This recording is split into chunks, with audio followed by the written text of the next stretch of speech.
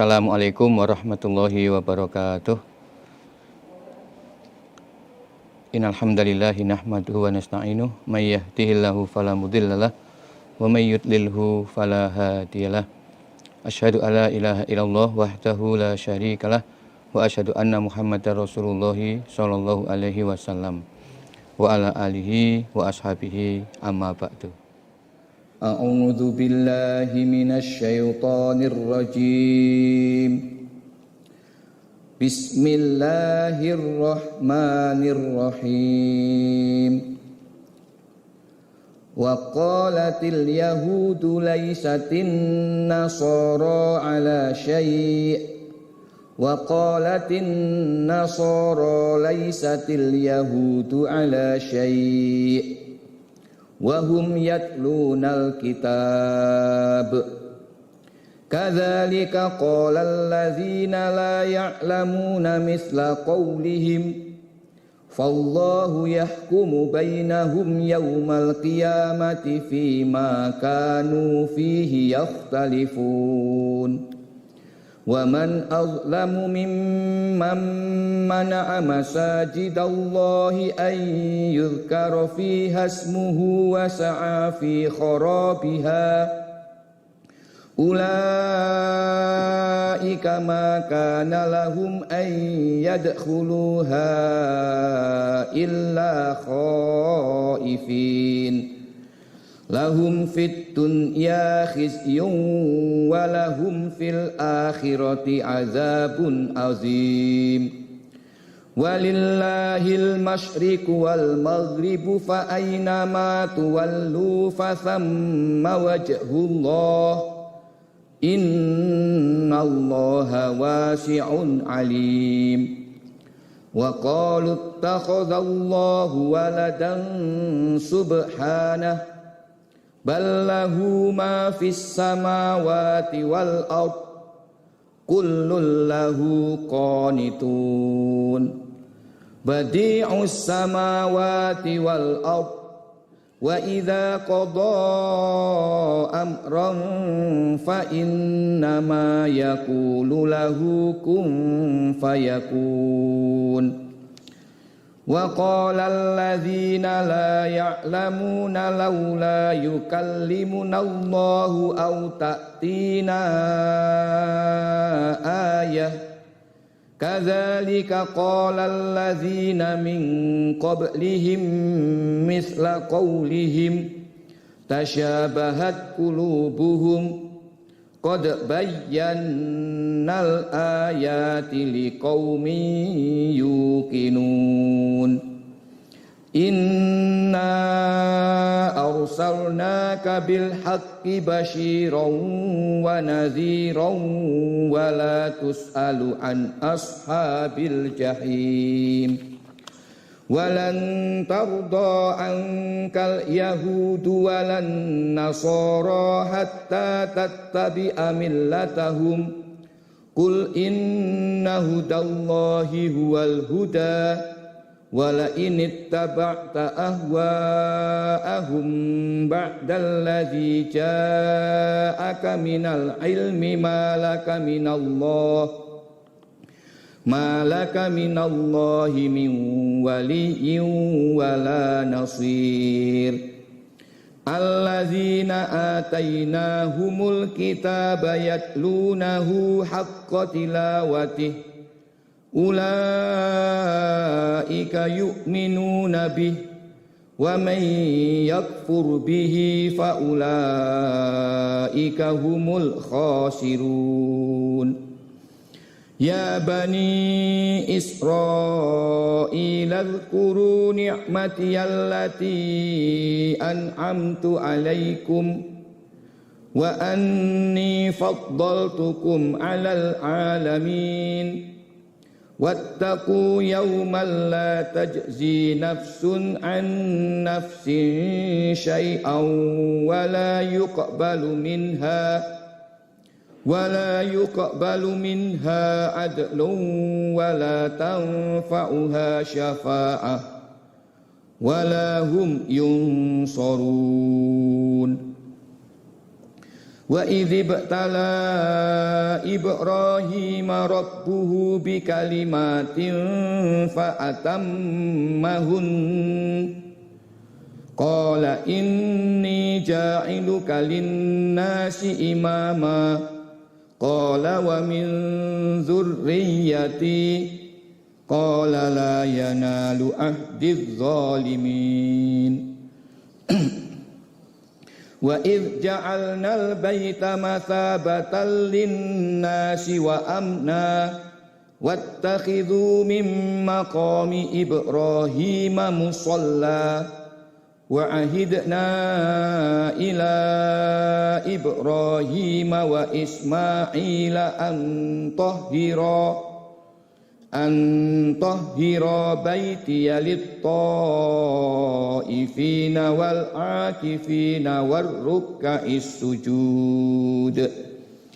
Wa idh qala Ibrahimu rabbi ij'al hadha baladan amina warzuq ahlahu minas thamarati man amana minhum billahi wal yawmil akhir qala wa man kafara fa umatti'uhu qalila thumma attarruhu ila adzabin nar wa bi'sal masir.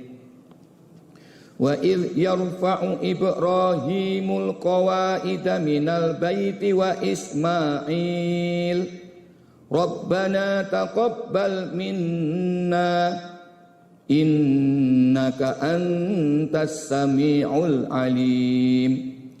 Rabbana waj'alna muslimaini laka wa min dzurriyyatina ummatan muslimatan lak wa arina manasikana wa tub alaina innaka antat tawwabur rahim. Rabbana wab'ats fihim rasulan minhum yatlu alaihim ayatik wa yu'allimuhumul kitaba wal hikmata wa yuzakkihim innaka antal azizul hakim. Wa man yarghabu an millati Ibrahima illa man safiha nafsah walaqad istafainahu fid dunya wa innahu fil akhirati laminas salihin.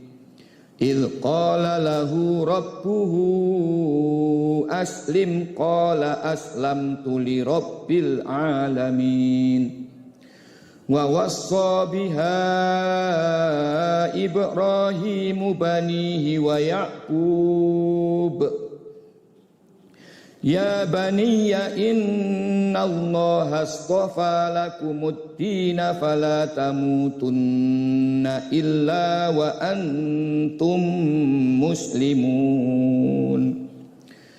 Am kuntum syuhada'a idh hadara Ya'qubal maut idh qala li banihi ma ta'buduna min ba'di qalu na'budu ilahaka wa ilaha abaika Ibrahim wa Ismail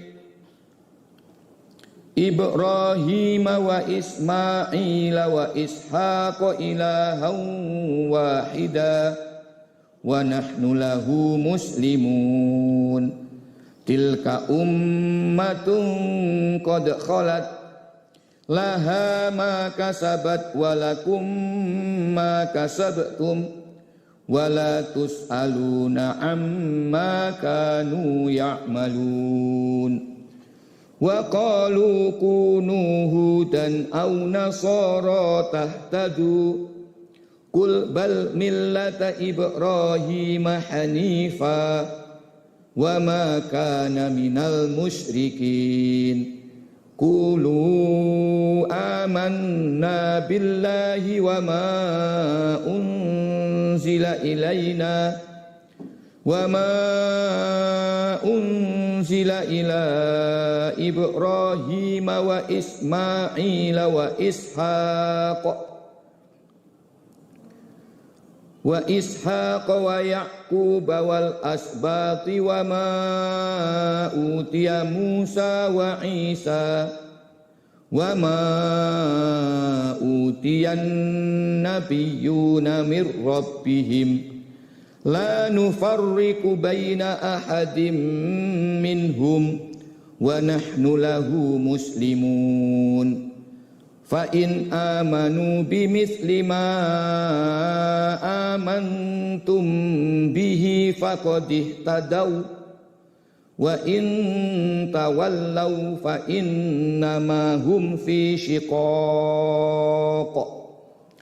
fasayakfikahumullah wa huwas sami'ul alim sibghatallah wa man ahsanu minallahi sibghah wa nahnu lahu abidun qul atuhajjunana fillahi wa huwa rabbuna wa rabbukum walana a'maluna walakum a'malukum wa nahnu lahu mukhlisun am taquluna inna Ibrahima wa Ismaila wa Ishaq wa Yaqub wal asbaq kanu hudan aw nasara qul a antum a'lamu amillah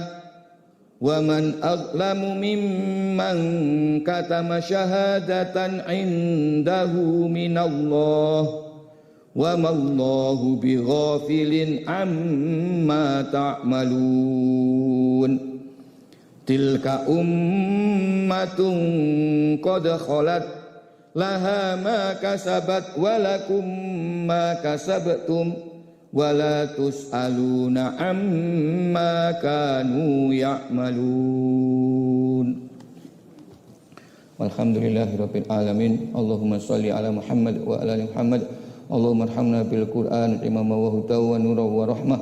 Allahumma zakkirna min ma nasina wa 'allimna min ma jahilna warzuqna tilawatahu ana al-laili wan nahar waj'alna ya rabbal alamin. Allahumma faqihna fid din. Allahumma 'allimna ta'wil kitab. Allahumma atina al-hikmah. Allahumma inna nas'aluka al-huda wat tuqa wal afafa wal ghina. Allahumma inna ala dzikrika wa syukrika wa husni ibadatik.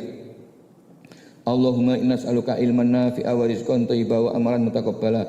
Allahumma alhimna rusdana wa idna min su'an anfusina.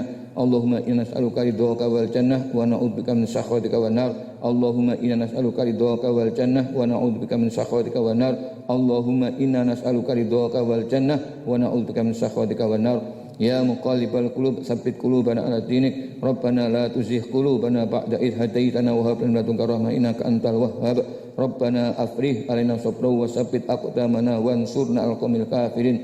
Rabbana hab lana min azwajina wa dzurriyyatina qurrata a'yun waj'alna lil muttaqina imama. Rabbana hab lana min ladunka dzurriyyatan thayyibah innaka sami'ud du'a. Allahumma ij'al auladana aulatan sholihin fuqaha fiddin hafizina lil kitab was sunnah mubarakan hayatun fid dunya wal akhirah bi rahmatika ya arhamar rahimin. Allahumma inna na'udzubika minan nifaq wa su'il akhlaq wa dhiqil arzaq. Allahumma inna na'udzubika minan nusyrika bika wa nastaghfiruka lima la na'lamu. Allahumma inna nas'aluka as-sihah wal ifah wal amanah wasnal hukm wa ridha bil qadar. Allahumma anji amat majamaatana. Allahumma barik jamaatana. Allahumma ansur aimat jamaatana. Allahumma aslih aimat muslih jamaatana. Allahumma shfi aimat musfi jamaatana. Allahumma hfad aimat hfad jamaatana. Allahumma a'izzal jamaah wa adzil firqatal kafarah. Rabbana atina fid dunya hasanah wa fil akhirati hasanah wa qina adzabannar. Allahumma shalli ala Muhammad wa ali Muhammad walhamdulillahi rabbil alamin.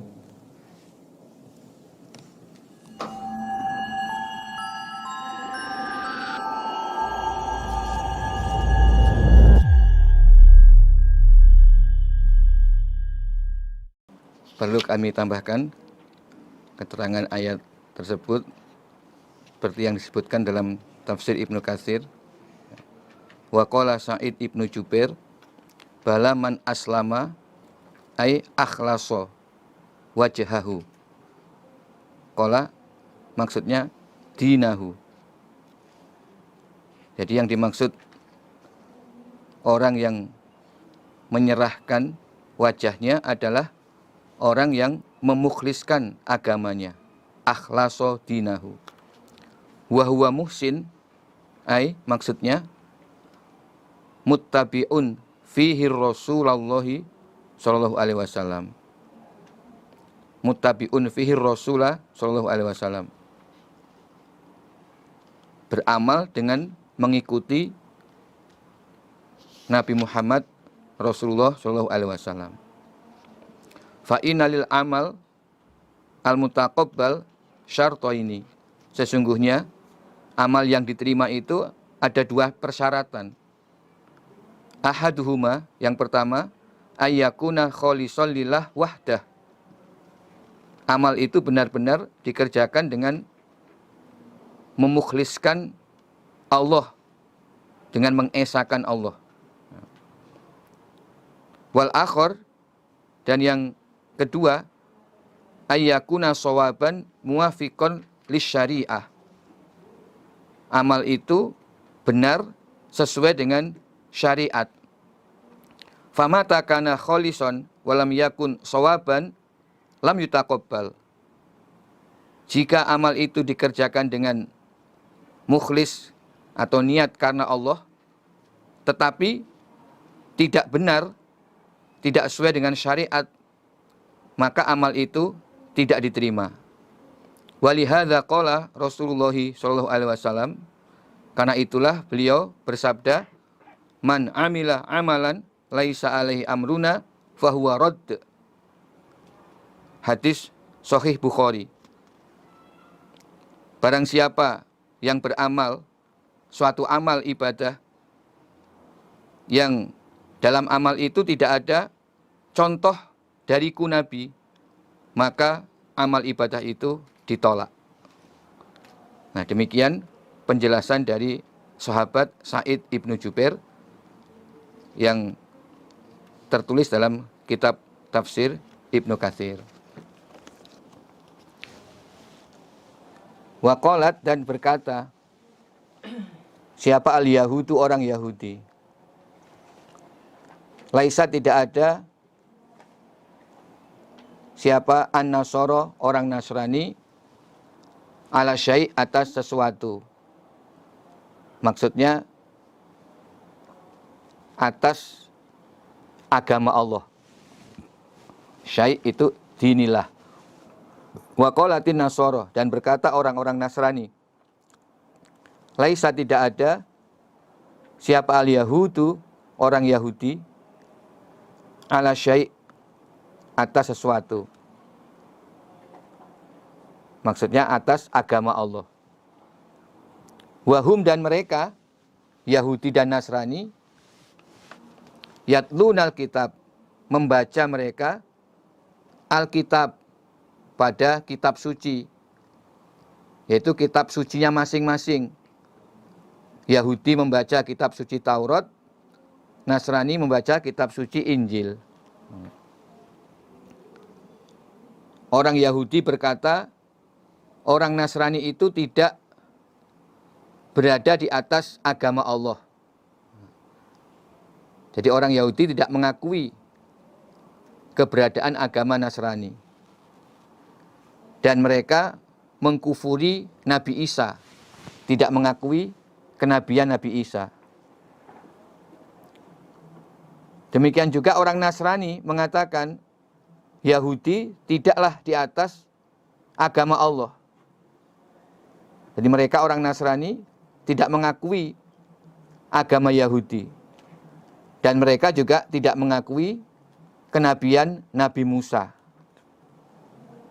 Padahal mereka semua, baik Yahudi atau Nasrani, membaca kitab sucinya masing-masing.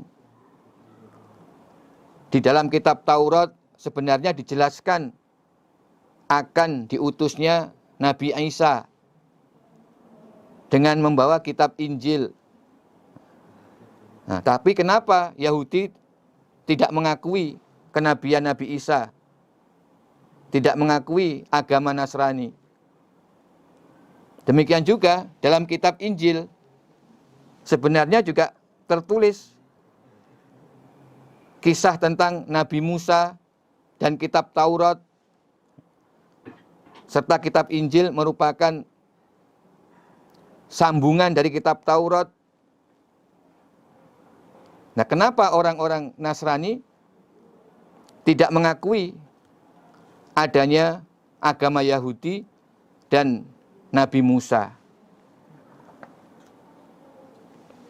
Nah, demikianlah keadaan Yahudi dan Nasrani itu, mereka saling menyalahkan dan saling tidak memberikan pengakuan. Nah, berbeda dengan umat Islam, umat Nabi Muhammad SAW, dengan kitab suci Al-Quran. Di dalam Al-Quran dijelaskan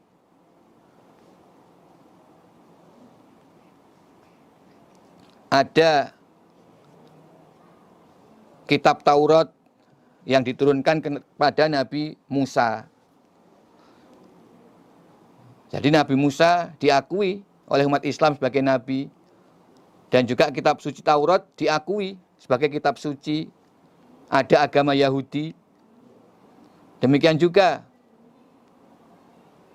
kitab Injil yang dibawa Nabi Isa, umat Islam mengakui.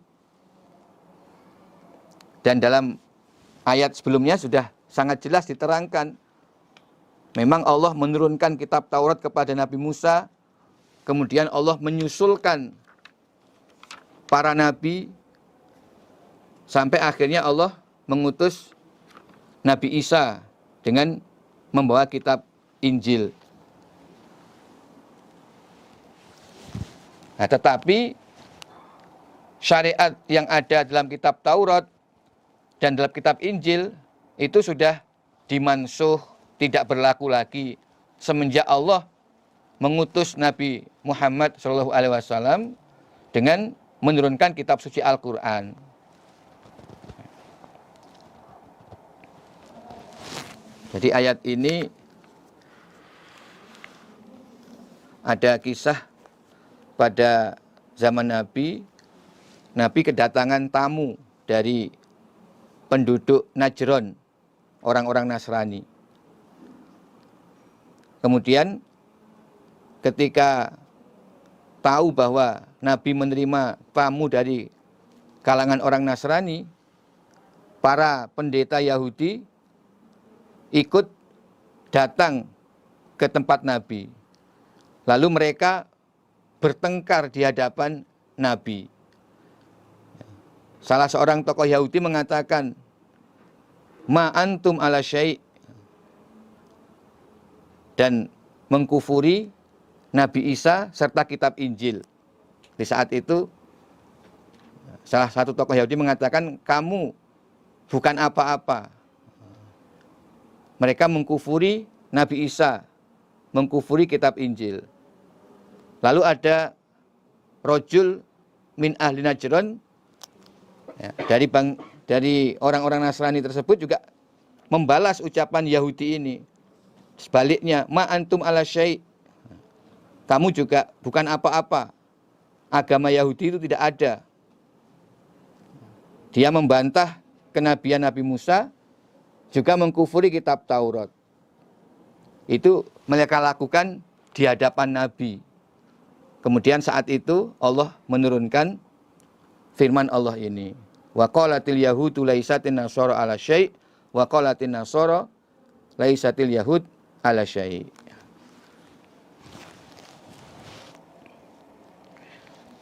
Kadzalika, seperti demikian itu ucapan orang Yahudi dan Nasrani. Qala, telah berkata siapa? Alladzina, orang-orang, la ya'lamuna, yang tidak mengetahui mereka, mithla qaulihim, seperti ucapan mereka Yahudi dan Nasrani. Sebagaimana ucapan orang Yahudi dan Nasrani yang masing-masing mengklaim kebenaran agama mereka sendiri dan menyalahkan agama yang lain, maka orang-orang yang tidak mengerti tentang kitab suci, yaitu orang-orang musyrik, penyembah berhala, yang mereka tidak mengenal kitab suci, juga berkata seperti ucapan Yahudi dan Nasrani.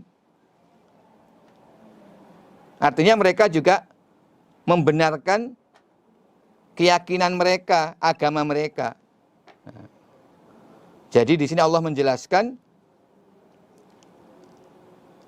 bahwa masing-masing agama itu mengaku benar sendiri dan menyalahkan agama yang lain. Likuli dinin, likuli zidinin, laisu ala syai'. Jadi orang yang musyrik juga mengatakan agama-agama selain keyakinan mereka, walaupun mereka menyembah berhala, tapi itu dianggap keyakinan. Dan mereka menyalahkan orang Yahudi, menyalahkan orang Nasrani, juga menyalahkan orang Islam.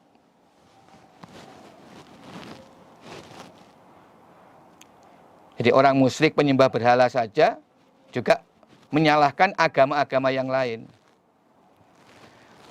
Fallahu, maka Allah yahkumu akan menghukumi siapa Allah? Bainahum, di antara mereka para ahli agama atau golongan tiap-tiap umat beragama itu. Yaumal qiyamah, pada hari kiamat. Fima kanu, dalam apa-apa yang ada mereka. Fihi, dalam ma yakhtalifuna, berselisih mereka. Di besok, di hari kiamat, Allah akan menghukumi di antara mereka di dalam perkara agama yang mereka perselisihkan. Memang begitulah keadaan umat manusia. Karena mereka semua sudah meninggalkan agama Allah yang Allah turunkan sejak manusia pertama, yaitu Nabi Adam alaihissalam. Jadi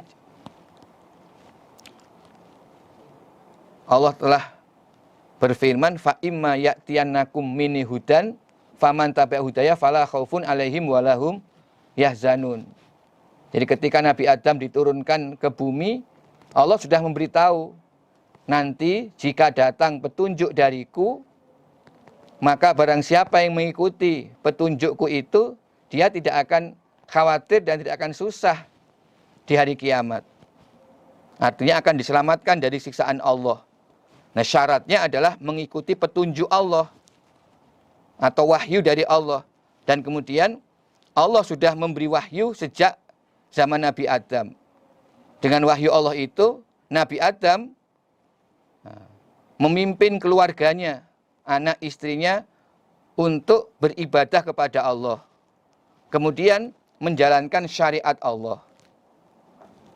Nah, sejak itu Allah terus-menerus menurunkan petunjuk bagi umat manusia. Dengan dibuktikan Allah mengutus para nabi. Nabi Adam, kemudian Nabi Idris, dan seterusnya tiap generasi manusia Allah mengutus nabi. Yang nabi-nabi tersebut menerima wahyu dari Allah.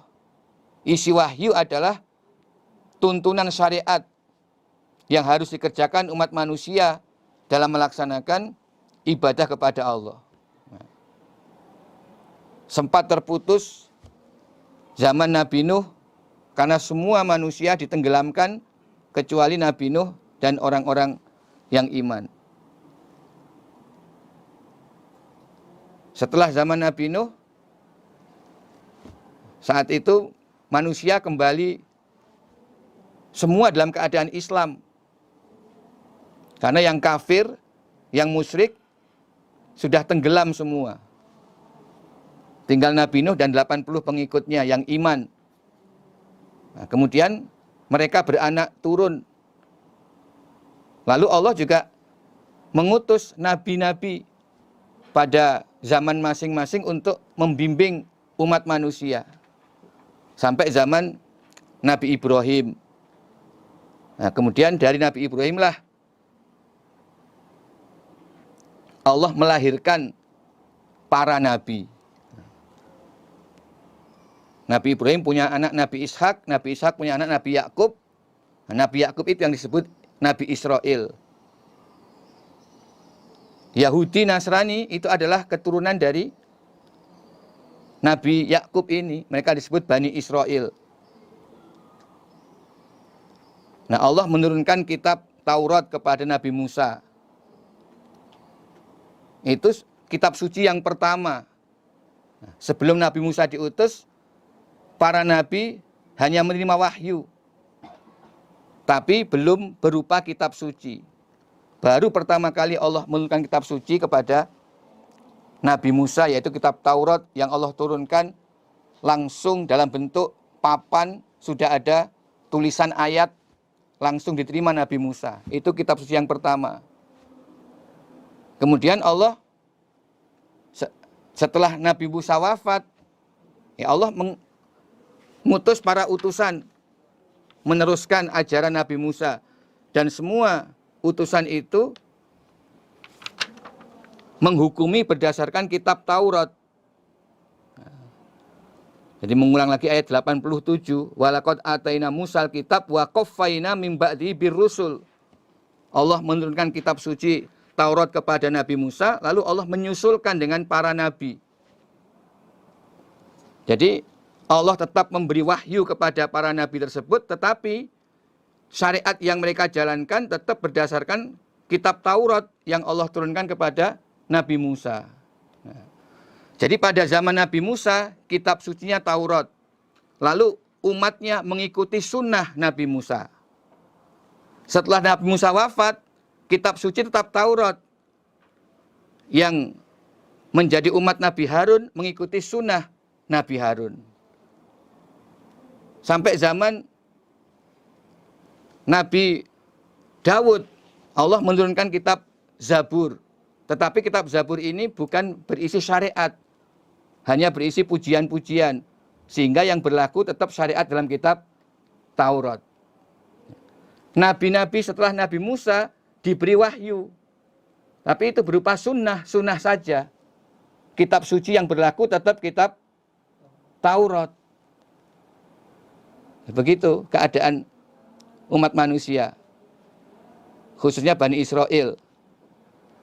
Sampai datang Nabi Isa alaihissalam dengan kitab Injil. Ketika Nabi Isa diutus, maka kitab Taurat syariatnya tidak berlaku lagi. Yang berlaku adalah kitab suci Injil.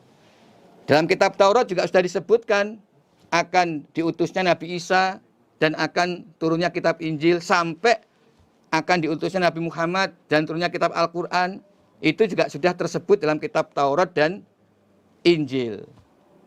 Demikian juga kitab Al-Quran menyebutkan cerita ini semua dari zaman Nabi Adam sampai zaman Nabi Isa. Dan ini yang sudah kita kaji dalam surat Al-Baqarah ini. Nah, inilah yang diterangkan dalam Al-Quran. Sehingga umat Islam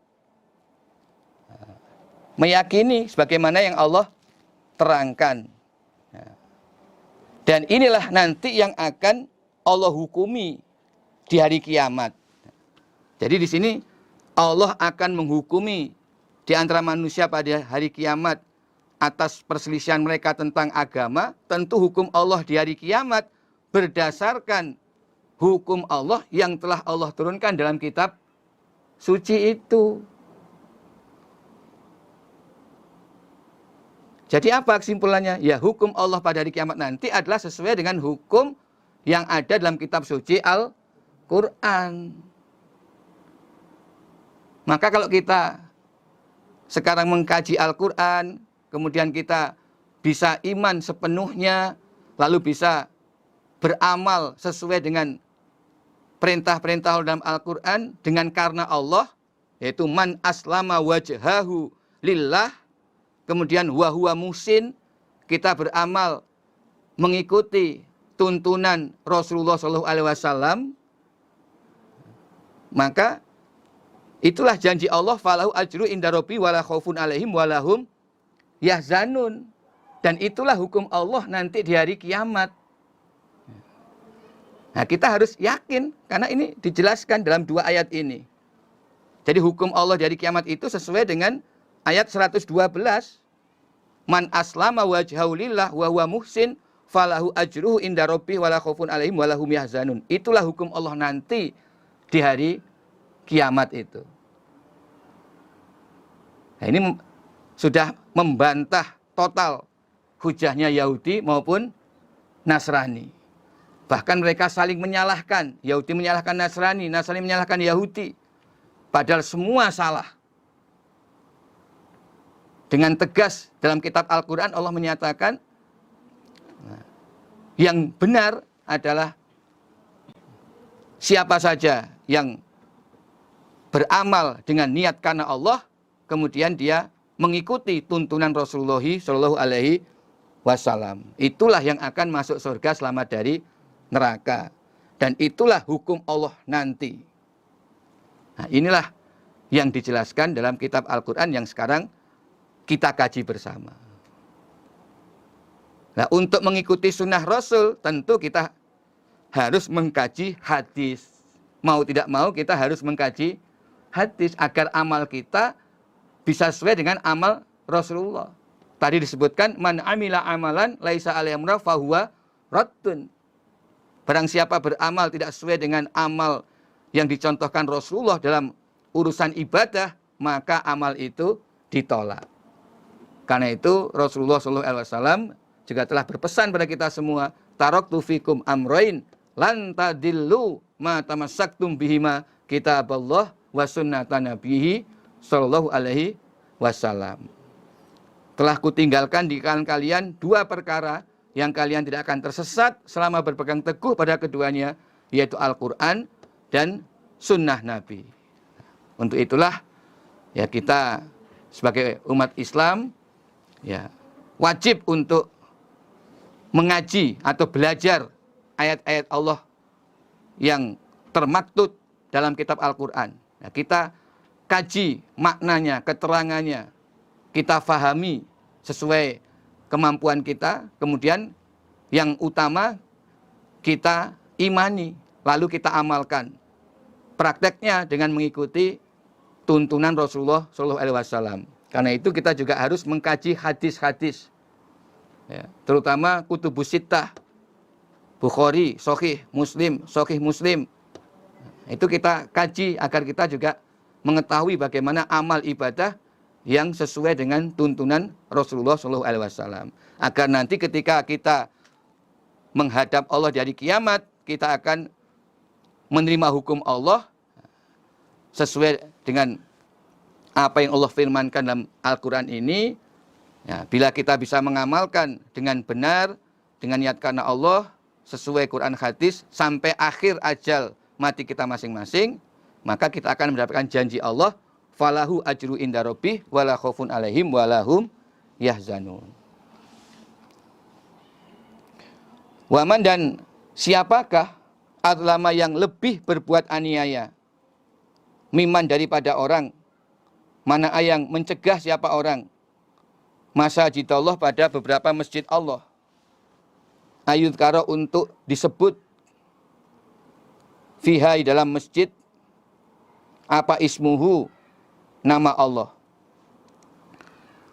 wasa'a dan berusaha siapa orang fi khorobiha di dalam merusak masjid Allah.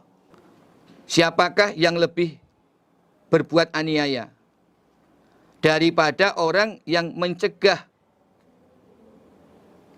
umat manusia ke masjid Allah untuk disebutkan nama-nama Allah di dalam masjid tersebut. Dan dia justru merusak pada masjid Allah ini. Ya, tidak ada orang yang lebih menganiaya daripada orang itu. Jadi orang yang berusaha mencegah umat untuk beribadah di masjid, menyebutkan asma-asma Allah di dalam masjid, apalagi sampai merusak masjid, maka itulah orang yang paling aniaya. Jadi ini mengenai pada Raja Bukhtanasor yang merusak Baitul Maqdis. Di Raja Bukhtanasor dari tanah Babil, ini beragama Majusi, merusak Baitul Maqdis, menghancurkan Baitul Maqdis, tempat ibadahnya orang-orang Yahudi. Nah, saat itu orang-orang Nasrani dari kerajaan Rum ikut membantu tentara Bukhtanasor, Raja Bukhtanasor, di dalam menghancurkan tempat peribadatannya orang Yahudi yang ada di Baitul Maqdis. Jadi yang dimaksud orang yang paling aniaya saat itu adalah Raja Bukhtanasor dari tanah Babil, beragama Majusi yang merusak Baitul Maqdis. Nah, kemudian dibantu oleh orang-orang Nasrani dari kerajaan Romawi. Mereka ikut dalam gabungan pasukan dengan Bukhtanasor, ikut menghancurkan Baitul Maqdis. Nah, padahal orang Nasrani ini tahu kalau Baitul Maqdis itu masjid Allah, tempat peribadatan mereka juga, tapi karena mereka dendam kepada Yahudi, maka mereka ikut menghancurkan Baitul Maqdis. Berarti mereka termasuk golongan yang paling menganiaya juga.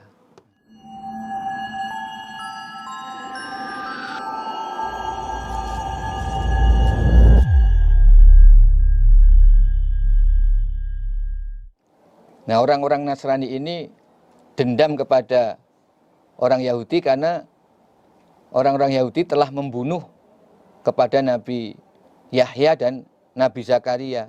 Itu termasuk di antara alasannya.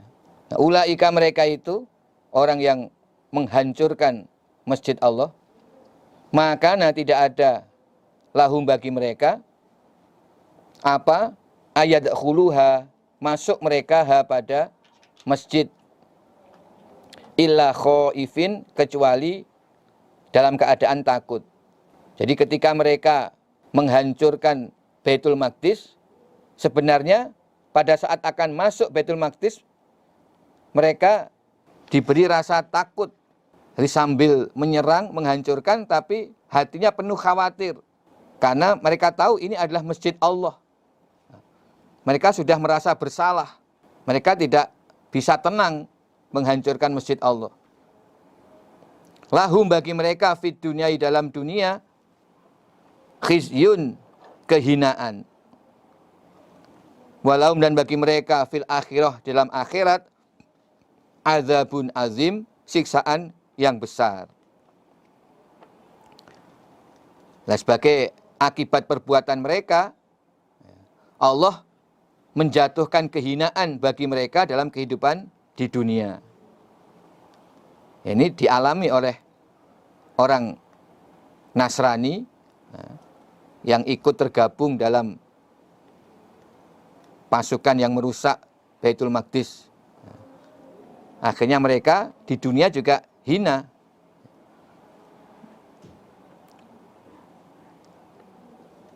Yaitu mereka akhirnya diperangi oleh umat Islam dan mereka kalah. Jadi pada zamannya orang-orang Nasrani diperangi oleh umat Islam dan mereka kalah. Itu sebagai bentuk kehinaan yang Allah berikan bagi mereka di dunia. Walahum, dan bagi mereka fil akhirati, dalam akhirat, azabun azim, siksaan yang besar. Di akhirat pun nanti mereka masih akan disiksa lagi. Walillah, dan bagi Allah al-masyriq, arah timur, wal maghrib, dan arah barat. Fa'ainama tuwallu, maka kemana menghadap kamu sekalian, fasamma, maka di sana, wajhullah, wajah Allah, atau zat Allah. Di kemana saja kamu menghadap dalam sholat, maka di sana wajah Allah. Jadi sebenarnya sholat menghadap arah mana saja bisa. Nah, ini berlaku untuk sholat sunnah. Sholat sunnah ketika dalam perjalanan di atas kendaraan, maka bisa menghadap ke arah mana saja. Tapi kalau untuk sholat wajib, ini tidak berlaku. Jadi ini mansuh ayat ini. Untuk sholat wajib. Nasanya surat Al-Baqarah ayat 144. Kalau sholat wajib ya harus menghadap ke arah kiblat, ke arah Ka'bah. Ayat ini hanya berlaku untuk sholat sunnah di atas kendaraan ketika dalam perjalanan, ketika tidak bisa menghadap ke arah kiblat. Innallahnya Allah wasi'un, zat yang maha luas, alimun, lagi maha mengetahui. Wa qalu, dan berkata mereka, ittakhadha, mengambil siapa Allah, waladan, pada anak. Ya, mereka ini baik Yahudi, Nasrani, ataupun orang kafir, musyrik. Mereka semua mengatakan Allah mempunyai anak. Orang Yahudi mengatakan Uzair ibnullah. Orang Nasrani mengatakan Al-Masih ibnullah. Orang kafir musyrik mengatakan Al-Malaikatu banatullah. Para malaikat itu anak perempuan Allah. Itu kata orang musyrik. Subhanahu, maha suci Allah.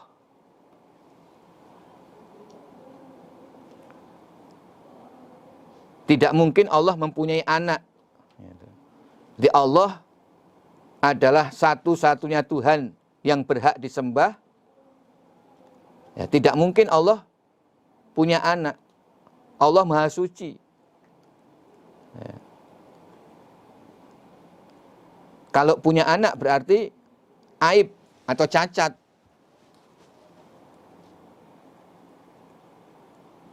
Tidak mungkin Allah punya anak. Nah, perhatikan kalau kita membaca ayat ini, wa qalu takhadallahu walada, ini wajib wakaf. Lalu subhanah. Karena kalau diwasolkan, diteruskan, nanti bisa seakan-akan subhanah termasuk ucapan orang-orang kafir. Wa qalu takhadallahu waladan subhanah. Kalau diteruskan, berarti subhanah termasuk ucapan mereka. Maka tidak boleh diteruskan. Jadi harus berhenti. Wa qalu takhadallahu walada. Mereka mengatakan Allah mempunyai anak. Titik. Berhenti. Waqaf. Kemudian subhanah, maha suci Allah. Tidak mungkin Allah punya anak. Itu perlu diterangkan. Bal, bahkan lahu, bagi Allah, ma fis samawat, apa-apa yang ada di dalam langit, wal ardi, dan bumi.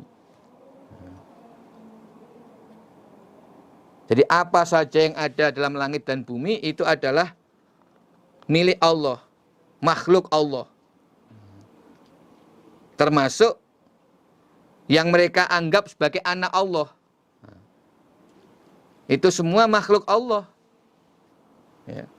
Nabi Isa, hamba Allah.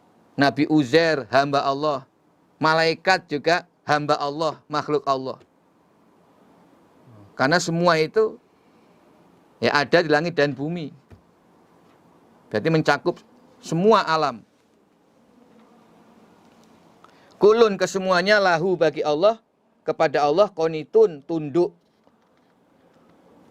Semua yang ada di langit dan bumi tunduk kepada Allah. Yaitu taat kepada Allah. Tanpa kecuali. Termasuk batu, itu juga tunduk kepada Allah. Ada batu menggelundung karena taat kepada Allah, takut kepada Allah. Dan semua makhluk.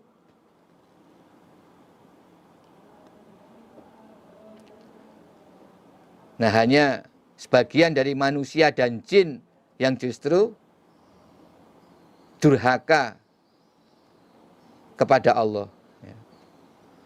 Padahal makhluk yang lain semua tunduk kepada Allah. Badi'us samawat wal ard. Allah itu zat yang menciptakan pertama kali langit dan bumi. Di badi itu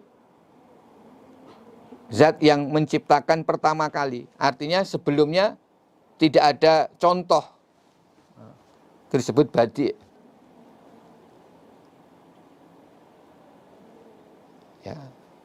Ya lebih spesifik, bukan sekedar kholik menciptakan saja. Tapi kalau disebut badi artinya menciptakan sesuatu yang memang belum pernah ada. Yang pertama kali menciptakan itu Allah. Wa idza qadan, ketika menghukumi siapa Allah amron pada suatu perkara, fa inna ma yaqulu, sesungguhnya berfirman siapa Allah lahu pada perkara itu, kun, kata kun, jadilah engkau perkara. Jadi Allah cukup mengucapkan kun, jadilah engkau.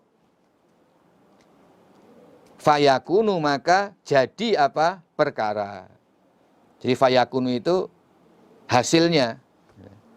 Ketika Allah menghendaki menciptakan sesuatu atau menghukumi sesuatu, Allah cukup mengatakan kalimat kun.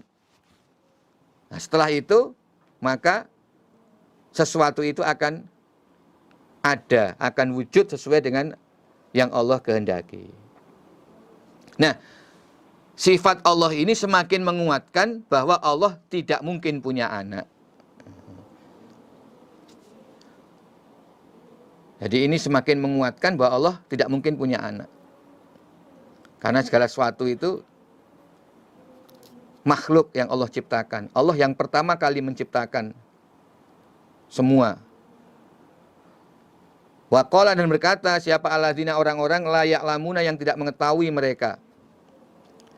Laula yukallimuna, alangkah baiknya berbicara kepada kami siapa Allah, Allah. Au ta'tiyana, atau mendatangkan engkau Muhammad kepada kami. Au ta'tiyana, atau datang kepada kami apa? Ayatun, ayat, maksudnya mukjizat. Jadi orang-orang yang tidak mengerti, ya khususnya ini orang-orang musyrik, orang kafir jahiliyah selain ahli kitab, alladzina la ya'lamun.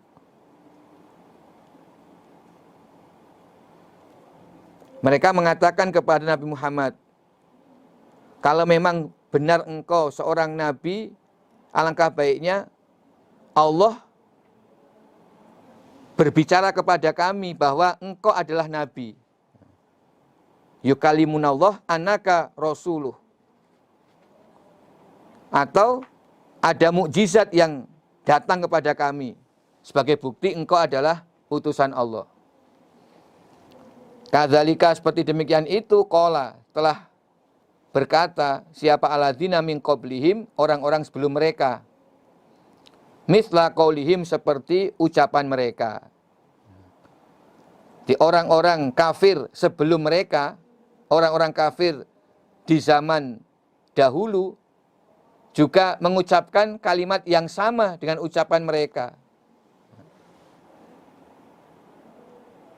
Yaitu minta bukti.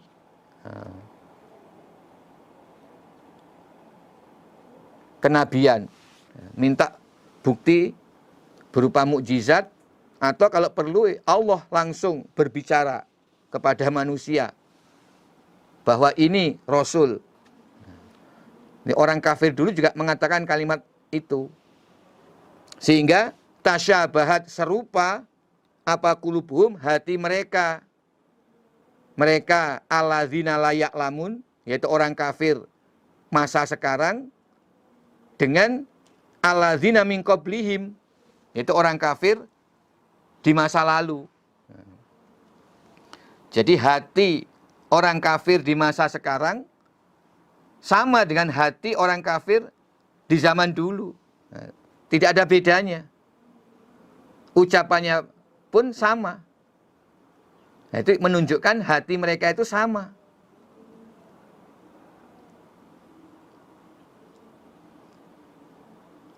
Begitulah keadaan umat manusia. Dari zaman dulu tidak berubah.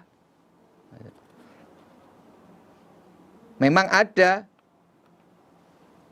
orang yang hatinya kafir. Memang Allah tidak membuka hatinya. Allah tidak memberikan hidayah sehingga hatinya kafir. Sombong. Maka ketika ayat Allah turun, hati mereka tidak bisa menerima kebenaran ayat Allah. Hati mereka ada tutup. Fi qulubihim ghishawah. Dalam hati mereka ada tutupnya. Jadi mereka kafir itu karena memang hati mereka tertutup. Sehingga tidak bisa menerima kebenaran ayat-ayat Allah. Nah, padahal qad bayyana, sungguh telah menjelaskan kami Allah al-ayat pada beberapa ayat. Liqaumin, bagi kaum yuqinun, yang yakin mereka. Allah telah menjelaskan beberapa ayat, termasuk ayat-ayat Al-Quran ini, bagi kaum yang yakin, yaitu orang-orang iman. Sehingga mereka tidak perlu menanyakan lagi atau meminta mukjizat lagi. Tidak perlu. Karena ayat-ayat Allah sudah jelas. Sudah menunjukkan bukti kebenaran. Apalagi minta supaya Allah berbicara langsung. Ya, tidak perlu. Karena ayat ini sudah firman Allah. Walaupun tidak langsung, tetapi orang yang yakin, meyakini ayat yang disampaikan Nabi Muhammad, ayat-ayat Al-Quran yang dilantunkan dari lisan Nabi Muhammad, itu adalah firman Allah sudah. Sudah jelas ayat itu firman Allah. Tidak perlu minta lagi Allah berbicara langsung. Itu kalau orangnya yakin. Yakin. Dan keyakinan itu juga berdasarkan bukti bahwa ayat-ayat yang Allah bacakan itu semua menunjukkan kebenaran apa yang Allah terangkan. Sehingga dalam ayat Al-Quran banyak sekali keterangan-keterangan yang menyangkut perilaku manusia di dunia. Bahkan masih banyak rahasia dalam Al-Quran yang menerangkan tentang apa yang ada di bumi, bahkan di jagat ini, yang terus-menerus kita manusia mempelajarinya, tidak pernah habis. Itu sebagai bukti kebenaran ayat-ayat Al-Quran, mukjizat Al-Quran.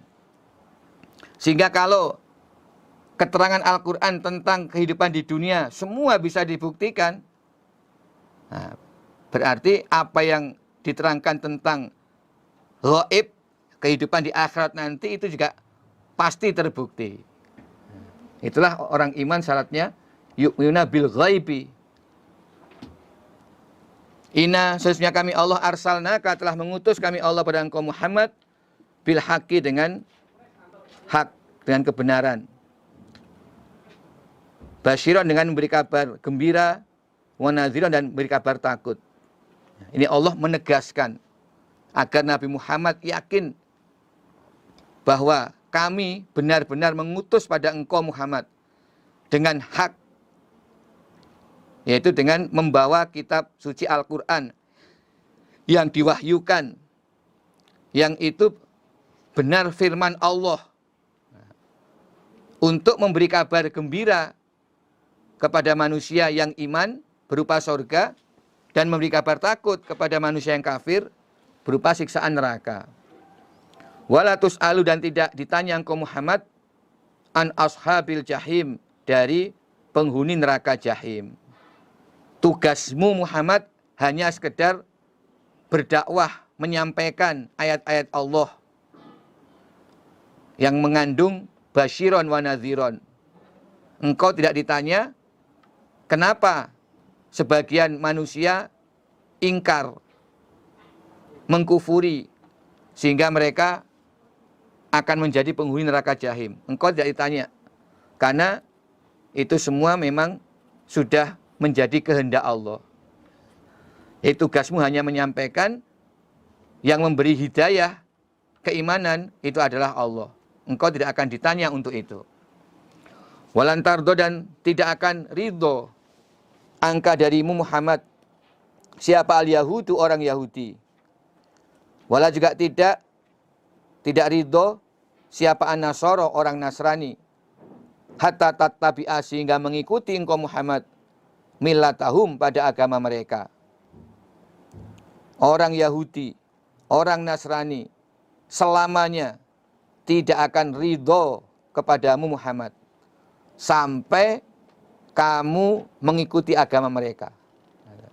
Sampai kamu bisa menjadi Yahudi atau kamu bisa menjadi Nasrani. Jadi mereka akan amar mungkar, mengajak terus. Jangan sampai engkau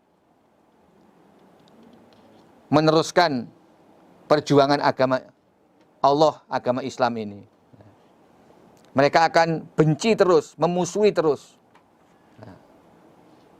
Ini firman Allah, berarti ya beginilah faktanya, dan ini berlaku ila yaumil qiyamah. Walan tardo angkal yahudu walan nasoro hatta tattabi'a millatahum. Ini berlaku ila yaumil qiyamah.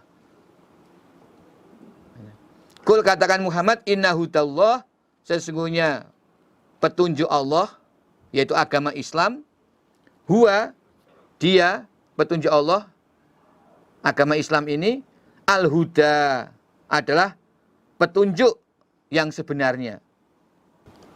Jadi sesungguhnya petunjuk Allah yang Allah berikan kepadamu, yaitu agama Islam, yang diterangkan dalam kitab suci Al-Quran, huwal huda, itulah petunjuk yang sebenarnya, al-huda. Sedangkan petunjuk-petunjuk yang lain itu sesat. Tersiratnya demikian. Wa ma adahu dolal. Inna hudallah huwal huda wa ma adahu dolal. Berarti selain itu sesat. Wa ala ini tabakta, jika mengikuti engkau Muhammad ahwa'ahum, pada hawa nafsu mereka, ba'daladzi, setelah yang ja'aka, datang apalazi pada engkau, minal ilmi, berupa ilmu, malaka, maka tidak ada bagimu, minallah, dari Allah, siapa min waliin, kekasih, wala juga tidak ada nasirin, penolong. Seandainya engkau mengikuti hawa nafsu mereka, Yahudi Nasrani, setelah datangnya ilmu kepadamu, yaitu kitab Al-Quran, al-ilmu masih Al-Quran, maka kamu tidak ada yang menolong dan mengasihi selain Allah. Tidak ada yang menolongmu, mengasihimu untuk selamat dari siksaan Allah. Allah tidak akan lagi menjadi kekasihmu. Allah tidak akan lagi jadi penolongmu kalau kamu mengikuti hawa nafsu orang-orang Yahudi dan Nasrani. Setelah Allah memberikan ilmu, yaitu kitab Al-Quran, kepadamu. Alladzina, adapun orang-orang atainahum, yang telah memberi kami Allah pada mereka, Alkitabah, pada kitab suci, Taurat dan Injil, atau Injil, yatlunahu, membaca mereka, yang membaca mereka hu pada kitab suci, haqqa tilawatih, dengan sebenar-benarnya bacaan kitab suci. Ulaika, mereka itu, yu'minuna, iman mereka, bihi, dengan Al-Quran. Jadi orang-orang yang telah kami beri kitab suci sebelum Al-Quran, yaitu kitab Taurat dan Injil, yang mereka membaca kitab sucinya dengan sebenar-benarnya bacaan. Maksudnya, kalau orang Yahudi membaca kitab suci Taurat yang asli dan benar-benar mengaji serta mengamalkan kitab Taurat yang asli tersebut. Demikian juga orang Nasrani yang mengamalkan, membaca dan mengamalkan kitab Injil yang asli, maka mereka pasti iman pada Al-Quran. Ulaika yu'minu nabih. Jadi orang-orang Yahudi atau Nasrani yang mereka memang membaca kitab sucinya dengan benar, pasti mereka iman pada Al-Quran. Karena apa? Ya, karena Al-Quran dan kenabian Nabi Muhammad SAW itu sudah disebutkan dalam kitab Taurat dan Injil. Jadi kalau mereka iman pada kitab Taurat, pasti iman pada Al-Quran. Kalau mereka iman pada kitab Injil, pasti iman pada kitab Al-Quran. Waman, dan barang siapa yakfur, yang mengkufuri bi, dengan Al-Quran, faulaika, maka mereka itu, hum, ya mereka itu, al-khosirun, orang-orang yang rugi. Jadi kalau mereka mengkufuri kitab Al-Quran, ya mereka itulah orang yang rugi. Karena sebenarnya mereka itu juga mengkufuri kitab suci mereka sendiri. Berarti tidak iman pada kitab suci mereka sendiri. Dan akhirnya akan mendapatkan siksaan Allah di akhirat nanti. Jadilah mereka orang yang rugi.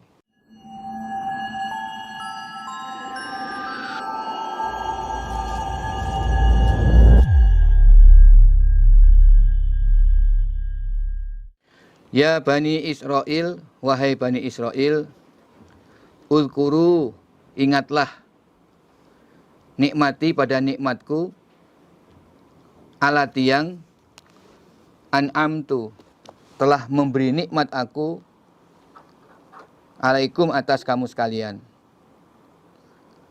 Wa anni, dan sesungguhnya aku, faddaltukum, telah memberi keutamaan aku pada kamu sekalian. Alal alamin, mengalahkan umat seluruh alam.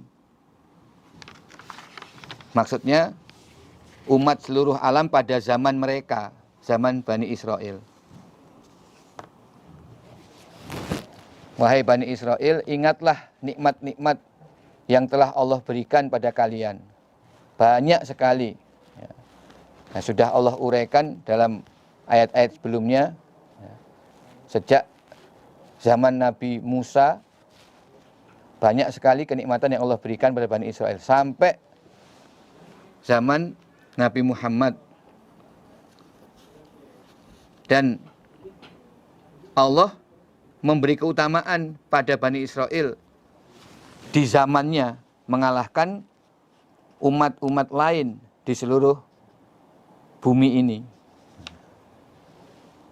Tapi setelah Allah mengutus Nabi Muhammad dan kitab Al-Quran, maka umat yang terbaik di bumi ini adalah umat Nabi Muhammad, yaitu kuntum khaira ummatin ukhrijat linnas. Jadi Bani Israel ini sebagai umat terbaik hanya berlaku pada zaman mereka. Wattaku, dan takutlah kalian, yauman, pada satu hari. La tajzi, yang tidak bisa membalas. Maksudnya tidak bisa menolak siapa nafsun, diri seseorang, an nafsin, dari diri orang lain, syai'an, pada sesuatu, siksaan Allah.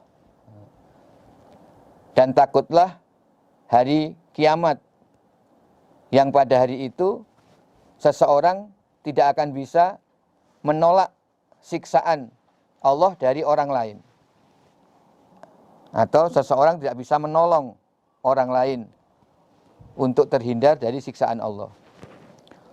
Wala yuqbalu, dan tidak diterima minha, dari diri, apa adlun, tebusan. Wala tanfa'uha, dan juga tidak bermanfaat bagi diri, tidak memberi manfaat pada diri, apa syafa'atun, pertolongan, pertolongan dari orang lain. Walahum, dan tidak ada mereka, yunsorun, ditolong mereka. Jadi pada hari kiamat, yaumul hisab, tidak akan diterima tebusan. Walaupun orang akan menebus dengan dunia seisinya ataupun 2 kali lipat, tidak akan diterima. Dan tidak mungkin ada yang bisa. Serta syafaat juga tidak akan bermanfaat. Maksudnya ini syafaat bagi orang kafir. Jadi antar sesama orang kafir itu tidak bisa menyafaati. Dan orang iman kepada orang kafir juga tidak bisa menyafaati. Nah, syafaat hanya ada di kalangan orang iman. Jadi yang maksud ini syafaat untuk orang kafir itu tidak ada. Wa'i, dan ketika itu ibtala, telah memberi cobaan Ibrahim kepada Nabi Ibrahim, siapa Rabbuhu, Tuhannya Nabi Ibrahim, bikalimatin, dengan beberapa kalimat, maksudnya perintah-perintah. Fa'atammahunna, maka menyempurnakan siapa Nabi Ibrahim pada perintah-perintah Allah tersebut. Maksudnya melaksanakan perintah Allah tersebut. Nah, sekarang ganti, Allah menceritakan Nabi Ibrahim. Jadi ini jauh sebelum Bani Israel, sebelum Nabi Yakub, yaitu kakek dari Nabi Yakub, Nabi Ibrahim. Jadi Nabi Ibrahim telah mendapat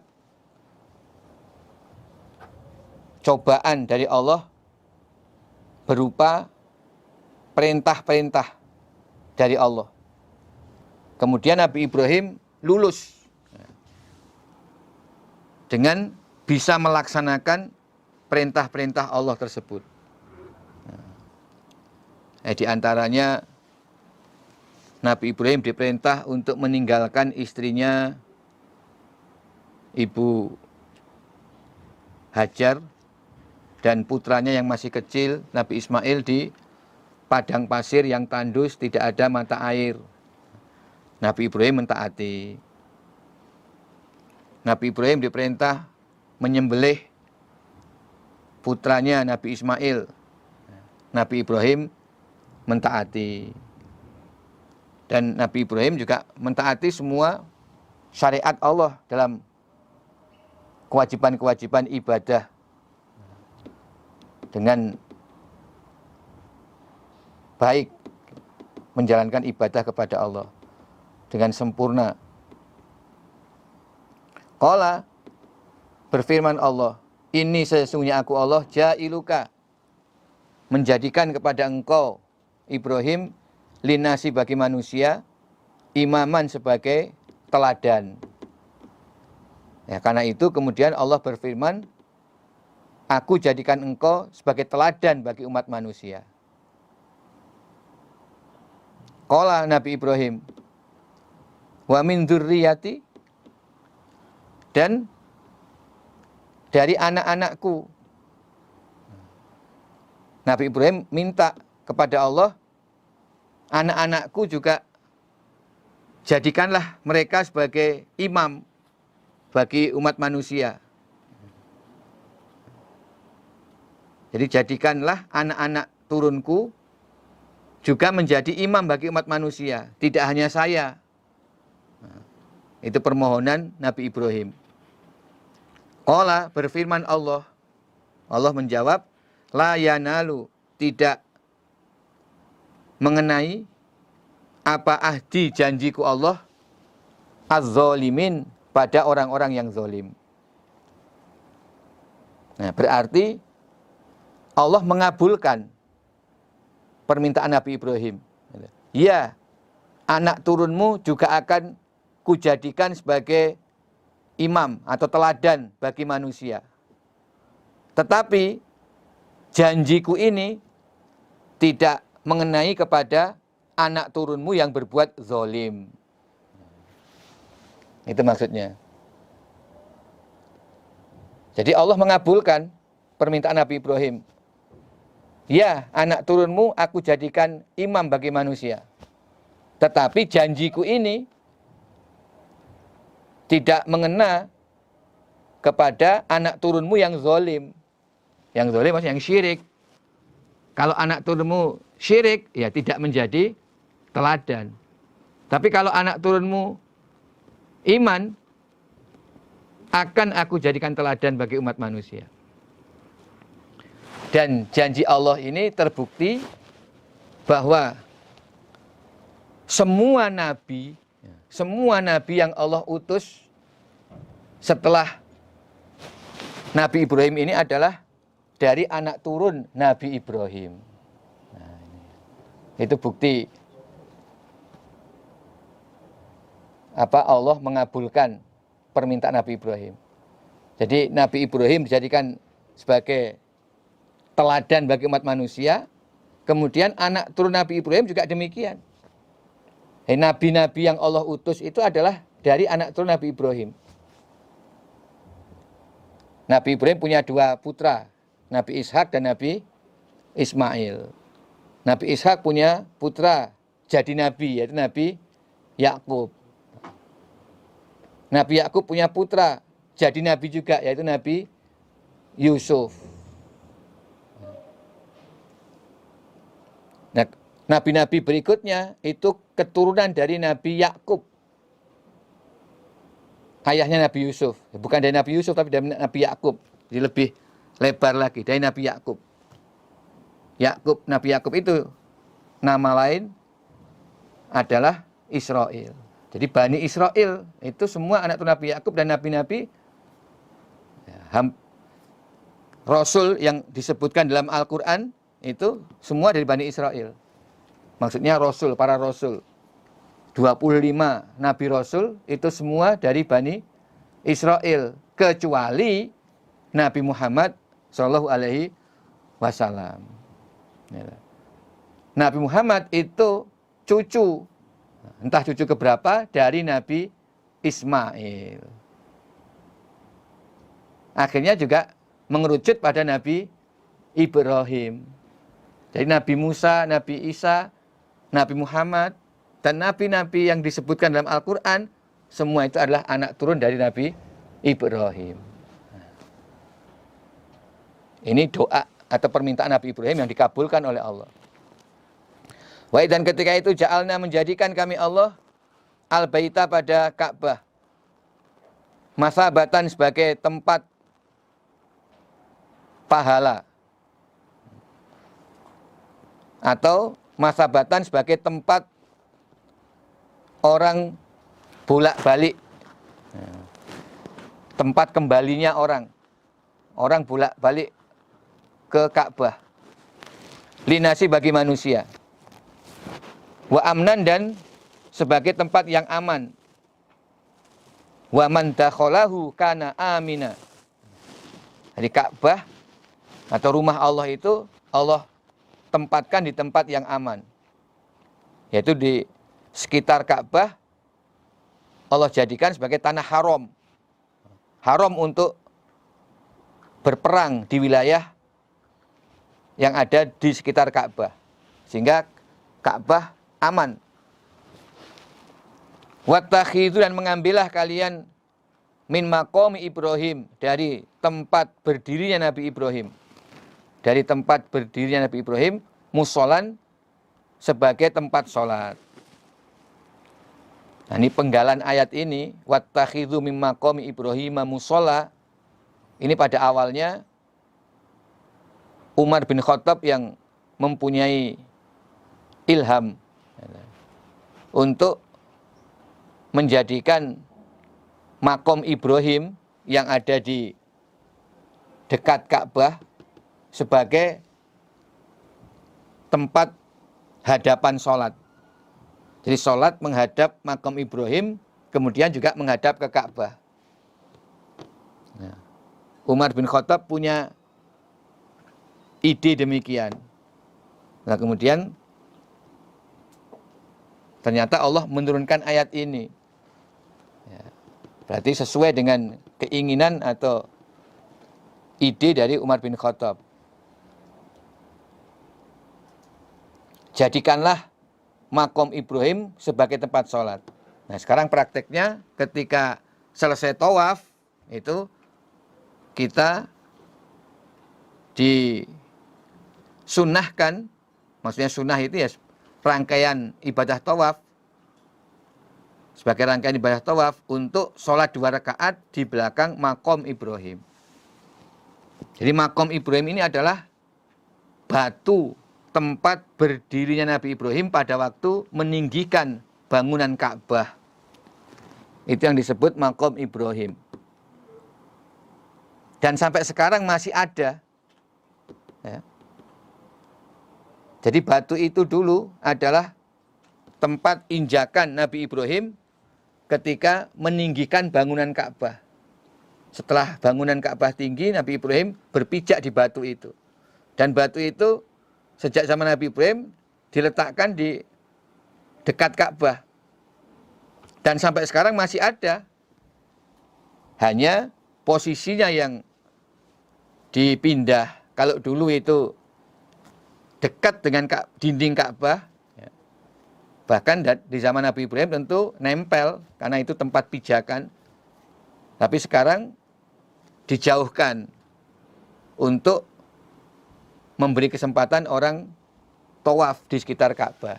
Karena kalau ditempatkan dekat dinding Ka'bah itu mengganggu orang yang tawaf. Jadi sekarang posisinya dijauhkan. Tapi itulah makom Ibrahim.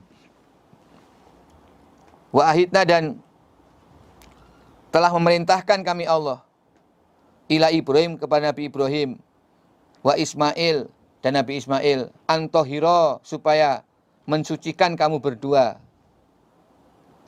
baiti, pada rumahku Allah, yaitu Ka'bah, lit-ta'ifin, bagi orang yang tawaf, wal akifin, dan bagi orang yang iktikaf, warruka'i sujud, dan bagi orang yang rukuk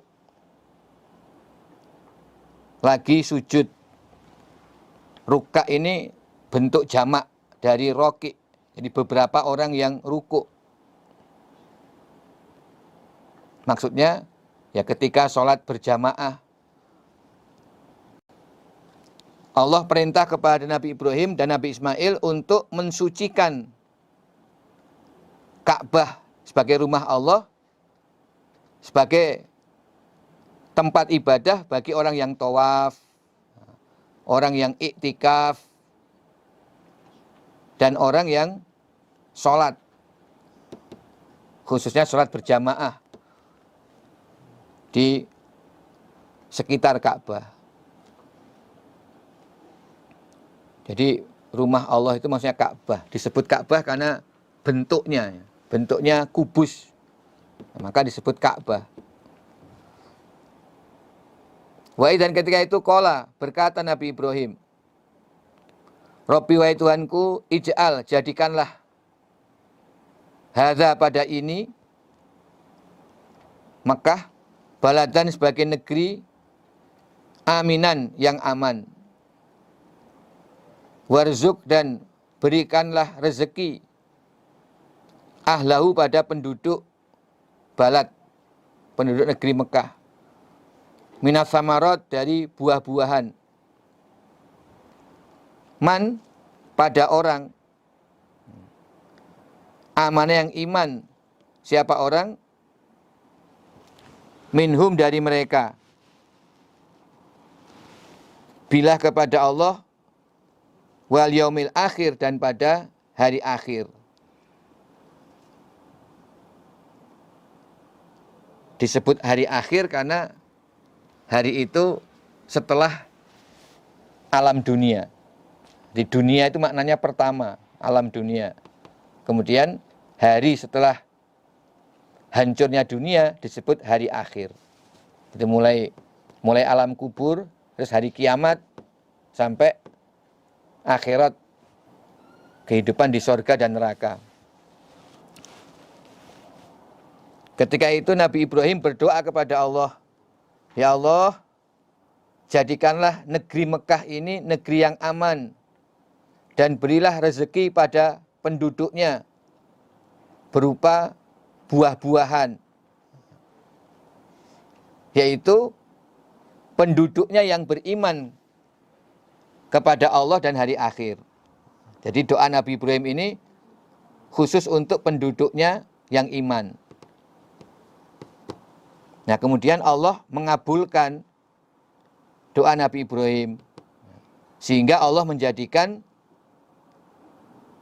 wilayah sekitar Ka'bah atau negeri Mekah itu sebagai tanah haram. Jadi hadzal balad, maksudnya Mekah, kemudian Allah jadikan sebagai tanah haram karena permintaan Nabi Ibrahim ini. Jadi Nabi Ibrahimlah yang memohon kepada Allah untuk menjadikan Mekah sebagai tanah haram. Dan Allah mengabulkan. Ini berlaku sampai hari kiamat, sejak zaman Nabi Ibrahim sampai hari kiamat. Nah, kemudian Nabi Muhammad SAW itu juga berdoa kepada Allah ketika beliau sudah hijrah ke Madinah. Nabi berdoa, mohon agar Madinah juga dijadikan sebagai tanah haram. Lalu permintaan Nabi Muhammad pun juga dikabulkan oleh Allah. Nah, sehingga saat ini ada dua tanah haram di bumi ini, yaitu Makkah dan Madinah.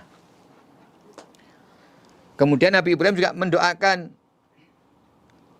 rezeki untuk penduduk Mekah berupa buah-buahan. Ini juga dikabulkan. Ya. Sampai sekarang kita bisa saksikan di Mekah buah apa saja ada di sana, walaupun tanamannya tidak ada, tapi buahnya banyak. Ya, asalnya Mekah itu tandus, bahkan tidak ada mata air. Ya. Tapi kemudian Allah mengabulkan. Nah, hanya pada waktu Nabi Ibrahim berdoa, yang didoakan adalah khusus orang yang iman kepada Allah dan hari akhir. Sekolah Allah, berfirman Allah, wa man kafaro, adapun orang yang kafir, fa umatiuhu, maka akan memberi kesenangan aku Allah pada orang kafir itu. Qalilan, sebentar, yaitu selama hidupnya. Suma atoruhu, kemudian memaksakan aku Allah pada orang itu, ila adzabin nar, pada siksaan neraka. Wa bi'sal masir, dan sejelek-jeleknya tempat kembali. Neraka itu adalah sejelek-jeleknya tempat kembali.